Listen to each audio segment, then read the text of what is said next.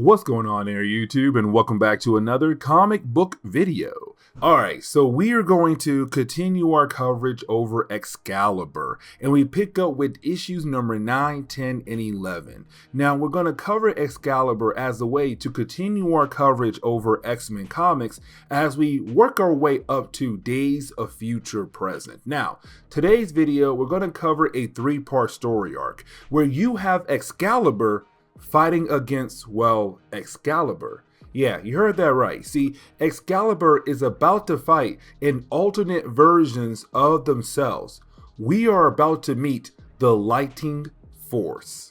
Now, this story arc does pick up a couple issues after X-Men Inferno. And remember, when it came to X-Men Inferno for Excalibur, Rachel Summers left in a hurry to go save her younger brother Christopher, and the rest of the team followed. Now, when they left behind their pet dragon Lockheed, and Lockheed has been waiting for them to come back home. He missed his family. Now, out of nowhere, he thinks that Shadowcat has returned back home, to only find out that yes, it is Shadowcat, but not his Shadowcat. We are now being introduced to Lightning Force. They had just arrived into the main Marvel universe. But we kind of find out the reason why Lightning Force is here because they are looking for their version of Moira Taggart and also Callisto that had also arrived in the main Marvel universe not too long ago.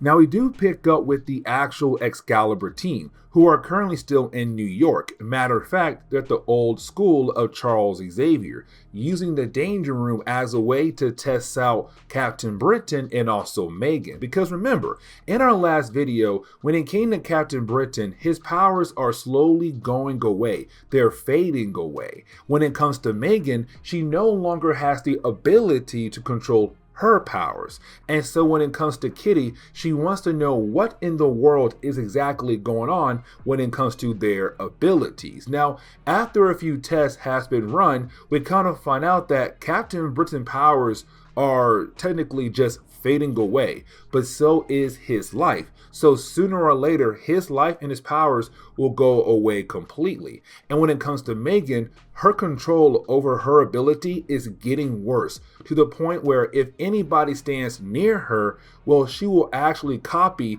what they look like, and sometimes may copy what their powers are like as well. But then out of nowhere, you have Nightcrawler get a call from Dave Thomas, and we'll talk more about Dave Thomas here in a moment. But with that call, you have Excalibur realize they finally have to head back home to London to figure out what in the world is exactly going on there.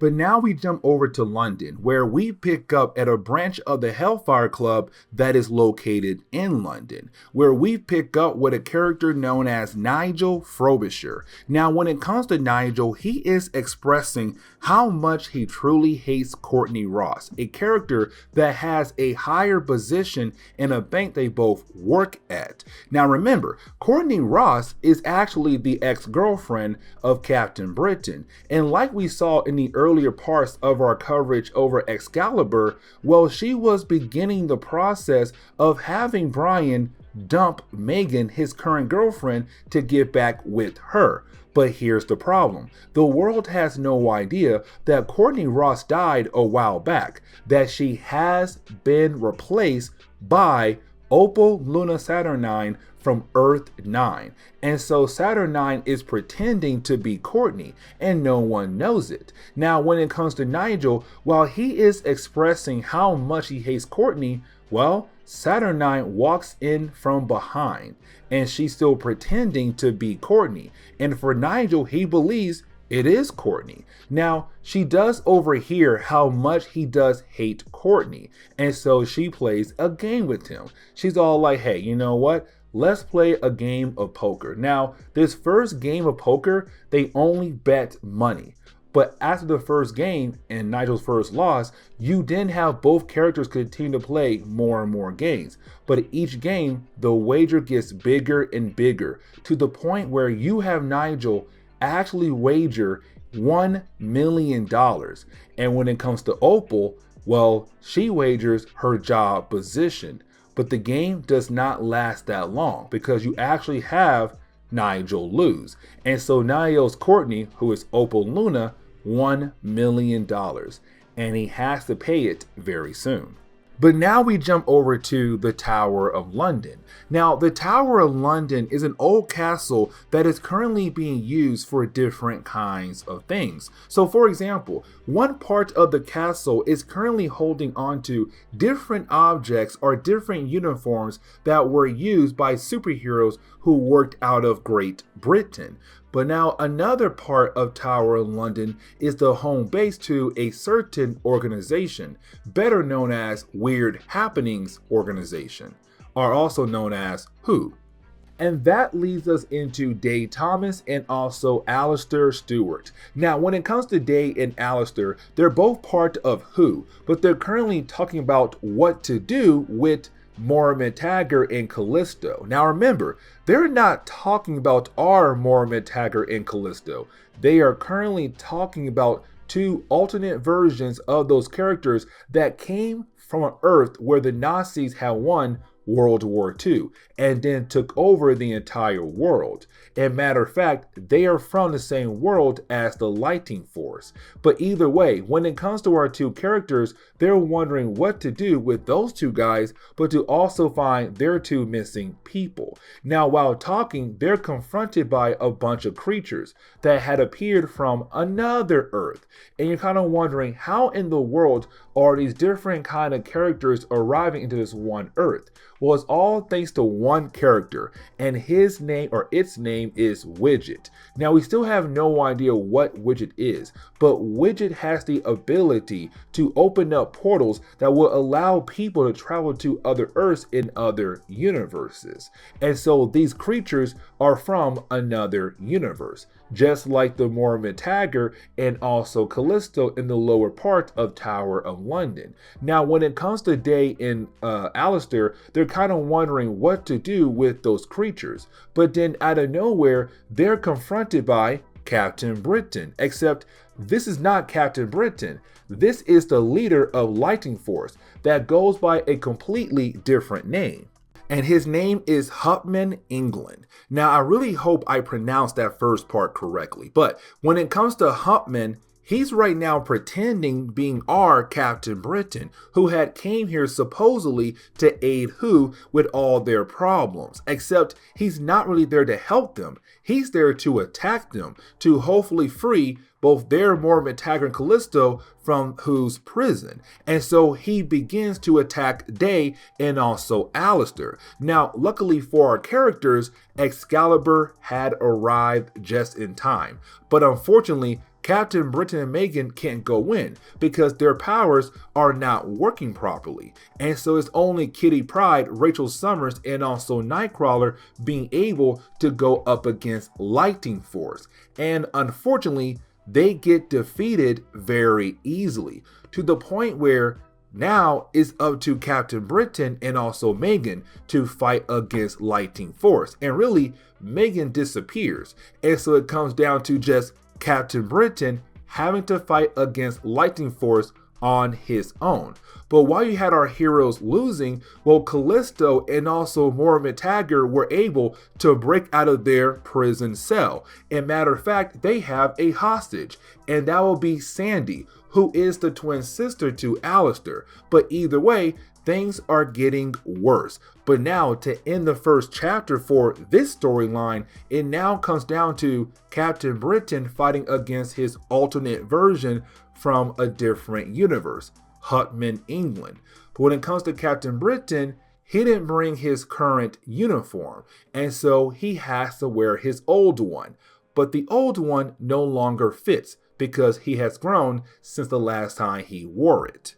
And so that leads us into the second chapter, where we pick up with Captain Britain trying his best to fight up against Optman England. Now, when it comes to Ottman, he has the edge over Captain Britain because he's at full strength. Captain Britain powers have begun to fade away. Now, he does tell us in the book that he believes he feels somewhat better after leaving New York, but he's not back to full strength just yet. And so at first, the battle is not going his way at all. He is actually losing the battle big time, and the rest of the Lightning Force is just watching and enjoying watching their captain being able to win the battle. But after a while, you then have Captain Britain being able to bounce back. Now, two other things do work out for our heroes. One is that Megan was able to replace the other Megan who was part of Lightning Force as a way to surprise the other members of Lightning Force.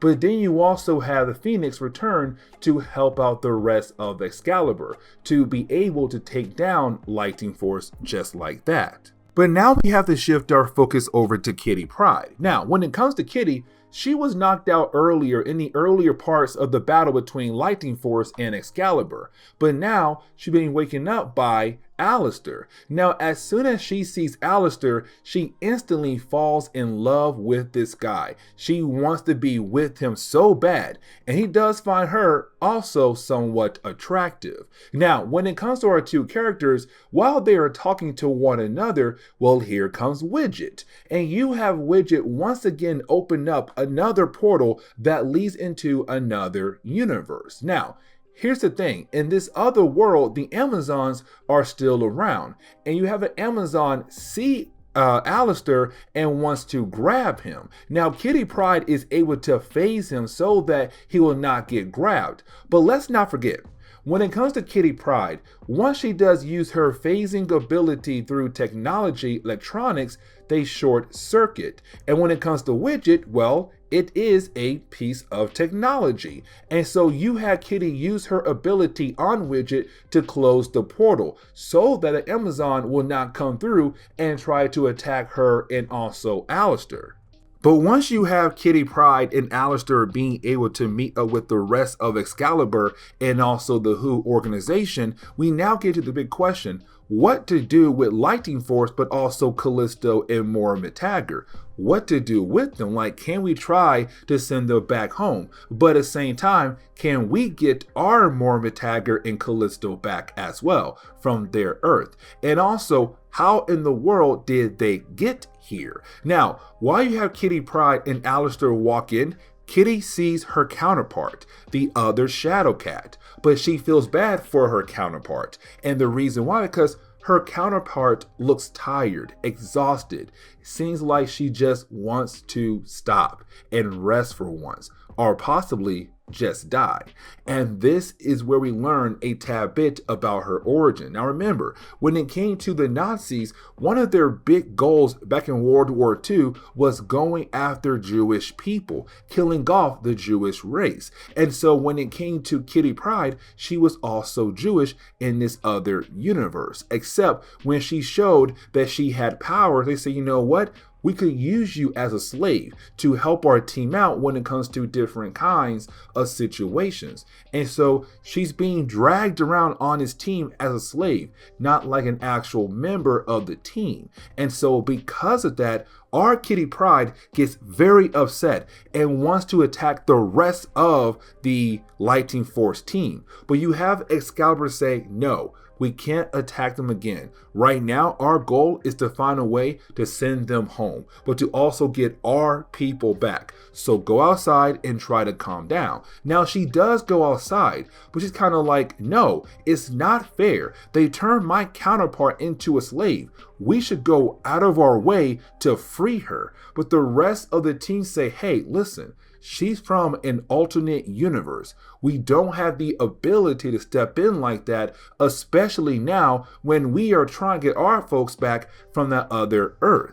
And so you have Rachel Summers take Kitty Pryde back home to the lighthouse. They're finally going back home to hopefully fix the place up, but to also check in on Lockheed. But on the way over there, they pass a certain tower, a tower that belongs to a certain bank. And that bank current owner is, well, it's not Courtney Ross, it's Opal Luna Saturnine, who's continuing to pretend to be Courtney Ross. And she's very intrigued in Rachel and Kitty and saying that sooner or later their powers are going to be hers.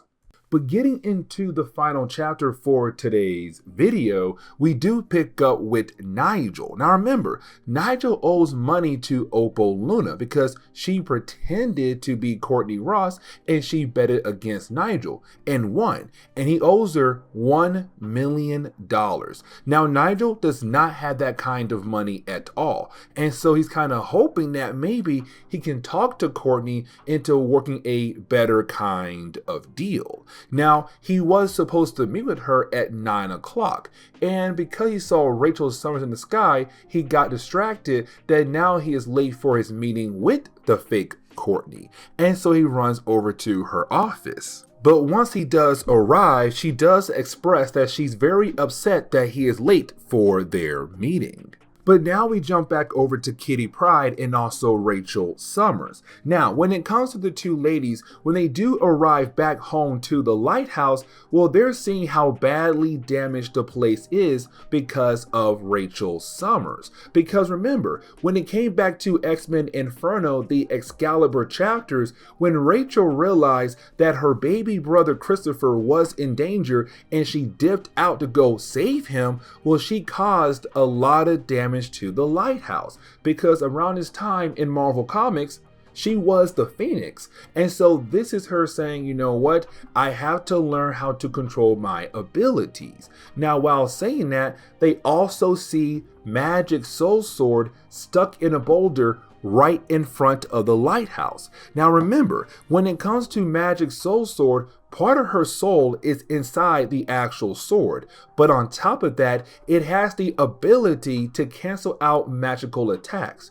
And when it came to Inferno, the Excalibur chapters, Kitty had to use the sword as a way to defeat an evil version of Megan to save the rest of Excalibur. Now the sword is actually stuck inside the boulder, and the only person who most likely is able to pull the sword out is Kitty Pryde, but she does not want to because it constantly reminds her of what happened to Magic back in X-Men Inferno. And so she goes into her room to have some alone time. But now we have to jump back over to Nigel, who is still talking to Opal Luna, who he believes is actually Courtney Ross. Now, when it comes to their conversation, it's Nigel telling her, hey, I don't have the money to pay you. And she's kind of like, okay, you know what? Fine. If you can't pay me, then this is what you are going to do. You are going to work for me, like my own personal slave. Now we can see that Nigel is very intrigued to see where this could possibly go. And so he's very down in the idea of actually helping out Luna with her mission. Now, when it comes to Opal Luna, she also placed an earring on his ear to kind of show that he is under her control. Now, when it comes to Opal, she says, this is your task. I want you to find this character right here. Her name is Gate Crasher, and find the rest of her group, the TechNet. Now, we had talked about them in our previous video. They are bounty hunters, and so it seems she wants to use them possibly to go after Rachel Summers, Kitty Pryde, and also the rest of Excalibur. Now, a few days later, we do pick up with Alistair heading over to the lighthouse. Now, once he does arrive at the lighthouse, you have Alistair be confronted by Rachel Summers. Now, remember, earlier, Alistair was kind of feeling Kitty Pryde, and Kitty was feeling him back. But now, because he met Rachel, he is no longer thinking of Kitty. He's now only thinking about getting with Rachel. Now, the reason why he is there is to talk to Kitty about the whole widget thing. But right now, his mind is on Rachel, and Kitty can tell because they do walk into her room, and she can tell that his eyes is all over Rachel. But you do have the three characters go down to the kitchen to talk more about Widget, and while they walk away, we see that Widget is coming back online once again. Now, by the next morning, we see Alistair leaving the lighthouse. Now, while leaving, we see that Kitty Pryde is still very upset about the idea that Alistair no longer wants her, but now he wants Rachel. And so she's trying to find some kind of outfit to wear that could pull him back in. Matter of fact, she does even take some clothes of Rachel to see, hey, maybe her clothes can help me show that I'm a better choice. But then she realized that no, she hates the idea of using her opponent's clothes as a way to win. And so she gets rid of all the clothes that she was wearing. But then out of nowhere, she's then teleported into another universe. And in this one, everybody are animals, and some of the animals look like members of Excalibur, and they're all staring at her, who's just naked right in front of them. But then she's teleported back into the main Marvel universe, except when she is teleported back into the main Marvel universe, she's teleported right in front of Alistair and Rachel naked, and she has to rush back in after being embarrassed.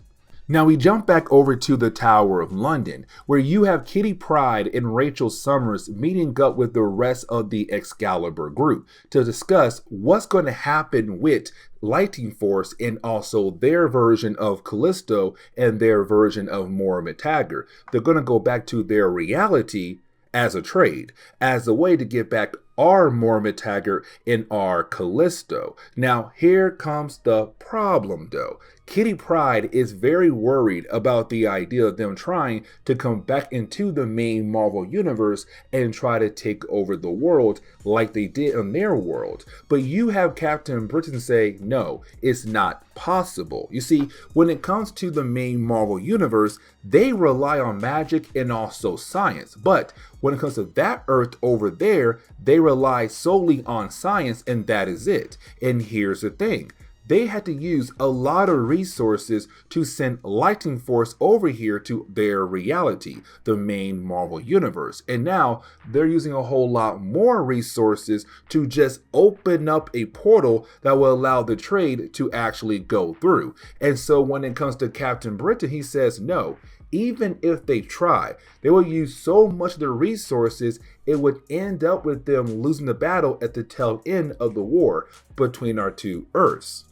But the story does wrap up with Moira McTaggart, the other one, the Nazi one, going against what she said in the agreement in the trade, where you actually have her throw a nuclear grenade at our heroes. Now, when it comes to Rachel Summers, she to take most of the blast, but while you have her trying to take most of the blast, well, that leads into Widget going crazy once again, using his abilities to teleport the entire team of Excalibur somewhere else, alongside with a train that came from the alternate Earth. And so we're left to wonder, what exactly happened to Excalibur? What universe have they been teleported to? But this is where we are going to end today's comic book video. So please leave me a like down below and subscribe. But guys, see y'all next time. Later.